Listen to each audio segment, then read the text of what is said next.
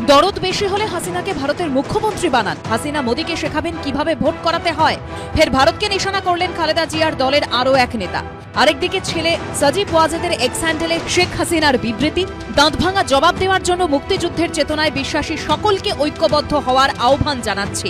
Natore 2-এর BNP সাংসদ ও খালেদা জিয়ার দলের শীর্ষস্থানীয় নেতা এম রুহুল কুদ্দুস তালুকদার দুলু সুপ্রিম কোর্টের আইনজীবী। বাংলাদেশের সংবাদপত্র যুগান্তর সূত্রে খবর, বিএনপি নেতা নাটোরের এক জনসভায় বলেন, পতিত স্বৈরাচারী শেখ হাসিনার জন্য প্রতিবেশী রাষ্ট্রের প্রধানমন্ত্রী নরেন্দ্র মোদীর অনেক দরদ। একজন গণহত্যাকারী স্বৈর শাসকের জন্য মোদীর এত দরদ থাকলে তাকে ভারতের কোনো প্রদেশের মুখ্যমন্ত্রী বানিয়ে দিক। তাতে আর কিছু না হোক, দিনের ভোট কিভাবে রাতে করতে হয়, ভোটার ছাড়াই কিভাবে নির্বাচনে জিততে হয়, শেখ হাসিনা সে সব মোদীকে শিখিয়ে দিতে পারবেন।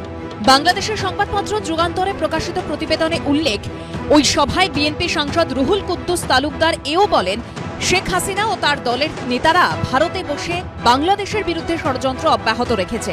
সেই সুযোগ নিয়ে ভারত সরকার ও সেখানকার উগ্রবাদীরা হাসিনার পতনে মর্মাহত হয়ে বাংলাদেশের বিরুদ্ধে অপপ্রচার চালিয়ে আমাদের দেশের হিন্দু, মুসলিম, খ্রিস্টান সহ সব ধর্মের মানুষের ভ্রাতৃত্বপূর্ণ সম্পর্ক নষ্ট করার পাঁয়তারা করছে।